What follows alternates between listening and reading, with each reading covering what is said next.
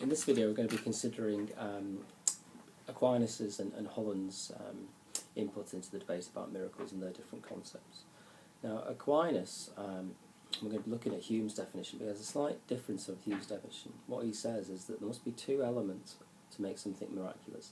The first is that it must surpass nature. Now this is a crucial distinction. He doesn't say violates the law of nature, which is what Hume is going to say.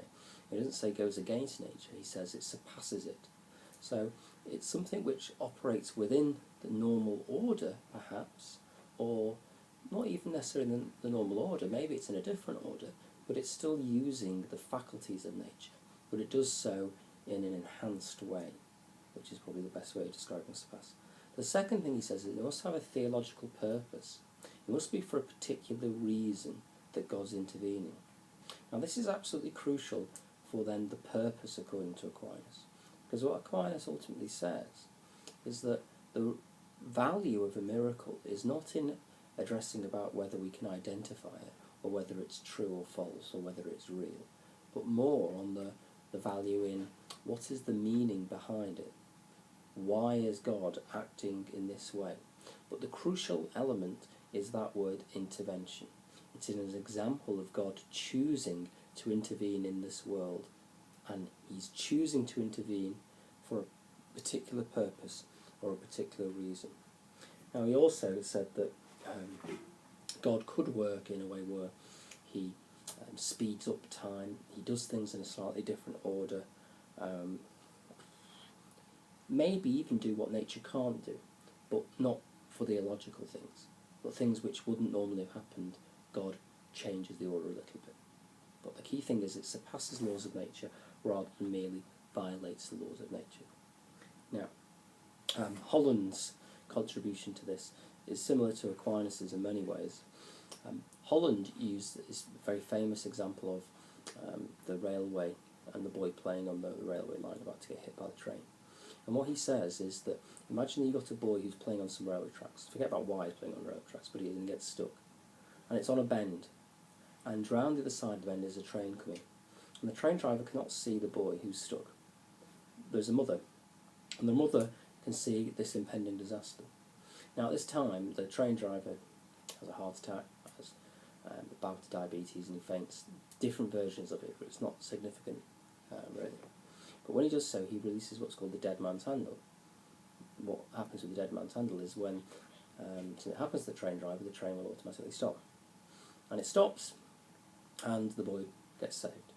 Now, the woman, the mother, perceives this to be miraculous. Maybe she prayed, maybe she didn't pray, it doesn't really matter.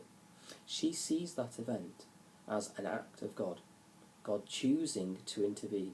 Now, has any natural law been broken? No. Has anything been surpassed? Well, perhaps not, although if you see that God has caused something, then maybe. But the point is that this, for many people, would be a coincidence. You could have another person witnessing exactly the same issue and not seeing religious significance, but she does. So, a miracle, according to Holland, becomes an event that someone sees religious significance in. Now, Holland's not saying that this is a miracle or it's not a miracle. But what he's saying is that this is an example of a miracle, and it's much more of a subjective view.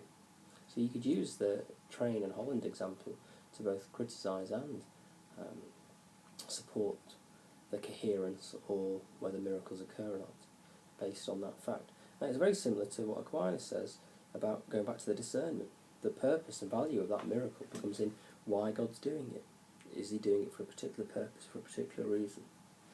Now, using the Holland example, it illustrates a very important point, which is the idea that one man's miracle is another man's disaster. So, for instance, in the Holland railway train example, it's not exactly a miracle for the train driver. What if the train driver died? One man's miracle might not be a miracle for someone else. Many examples in 9/11 where people should have been in the Twin Towers, or they should have been on that particular train, yet for whatever reason they felt ill that day, they went out to get the coffee, and it wasn't their turn, they didn't die. But for every one person that did that, there was someone else. There was someone who managed to get on that plane, and they thought how miraculous it was that they got the ticket when they shouldn't have been on there, and so on and so on. Let's take the Exodus and the flight from Egypt and the Egyptians chasing after them. God parts the Red Sea, miraculous intervention, particular purpose. There is special chosen people He promised to save them. But Egyptians follow, sea closes down, Egyptians die. The Egyptians aren't exactly going to celebrate that event as being miraculous. And that leads us to a very final point, which is that, as well as it having theological significance, generally the intervention from God is seen to be in a positive way, as opposed to God intervening in a negative, although you've only got to look at examples from like Sodom and Gomorrah to see how God, certainly in the Old Testament, did intervene to punish as well.